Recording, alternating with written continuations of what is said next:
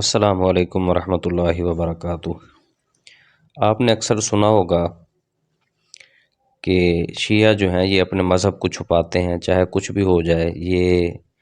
اپنے عقائد کو ظاہر نہیں کرتے۔ اسی وجہ سے جب تحریف قرآن کے عقیدے کو دکھایا جاتا ہے یا ان کا عقیدہ بدع دکھایا جاتا ہے، ان کا عقیدہ امامت دکھایا جاتا ہے، تو اکثر لوگ آپ کو یہ کہتے نظر آئیں گے کہ دیکھیں جی قرآن تو وہی ہے جو سارے سنیوں کے، سارے مسلمانوں کے گھر میں پڑا ہوا ہے، شیعوں کے گھر بھی وہی قرآن ہے، سنیوں کے گھر میں بھی وہی قرآن ہے۔ اور پھر اپنے عقائد و نظریات سے بھی آپ کو یہ اعلان برات کرتے نظر آئیں گے۔ اس کے پیچھے ایک خاص وجہ ہے۔ تقیہ ان کا مذہب ہے کہ اپنے عقائد و نظریات کو چھپا کر رکھنا اور کسی کے سامنے ظاہر نہ کرنا۔ اور یہ یعنی زبان سے تو بندہ یہ اقرار کرے کہ میرا یہ نظریہ نہیں ہے، لیکن دل کے اندر وہ نظریہ رکھے، عقیدہ امامت کے حوالے سے، عقیدہ بدع کے حوالے سے، عقیدہ عصمت کے حوالے سے، اور اسی طرح دیگر نظریات کے حوالے سے، یعنی وہ عقائد رکھے لیکن زبان پر اس کا اقرار نہ کرے۔ تو یہی تو دراصل منافقت ہے کہ جس چیز کو کفر کہا جاتا ہے وہ کفر یہ لوگ چھپا کر رکھتے ہیں اور تقیہ کرتے ہیں۔ یہ ان کی بڑی معتبر کتاب ہے الکافی، محمد بن یعقوب الکلینی کی۔ اس کتاب کے جلد نمبر 2 صفحہ نمبر 135 پر یہ امام باقر کے حوالے سے رحمہ اللہ کے حوالے سے لکھتے ہیں، قال ابو جعفر التقیۃ من دینی و دینی آبائی، کہ تقیہ تو میرا بھی دین ہے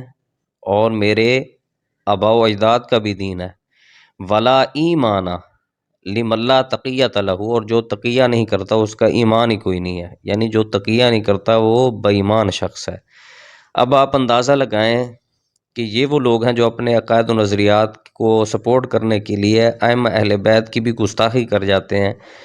ائمہ اہل بیت کے بارے میں بھی ایسے جملے بول جاتے ہیں کہ نعوذ باللہ، جیسے یہ لوگ منافقت کر رہے ہیں، نعوذ باللہ ثم نعوذ باللہ، ائمہ اہل بیت بھی ایسے ہی منافقت کیا کرتے تھے کہ وہ اپنے عقائد و نظریات کو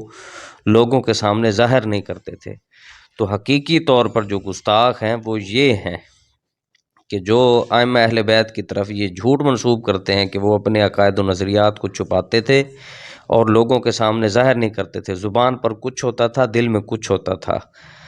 تو یہ اہل بیت کی محبت کی آڑ میں یہ وہی فرقہ ہے کہ جو ائمہ اہل بیت کی گستاخیاں کرتا ہے، اور خصوصاً ان علمی کتابی بھائیوں کے لیے بھی یہ بطور ثبوت حاضر ہے کہ اہل بیت کی محبت کا نام لینا کافی نہیں ہے، حقیقی طور پر ان کا محب بننے کے لیے ان کی اتباع بھی ضروری ہے۔ اب ان کو علمی کتابی بھائیوں کو چاہیے کہ مرزا صاحب تک یہ بات پہنچائیں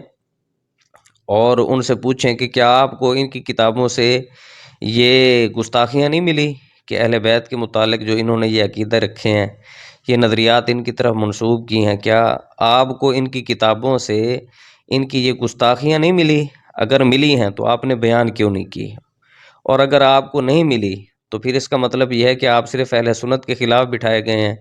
کہ آپ صحابہ کرام رضوان اللہ علیہم اجمعین کے خلاف زبان درازیاں کریں اور ان کے خلاف لوگوں کے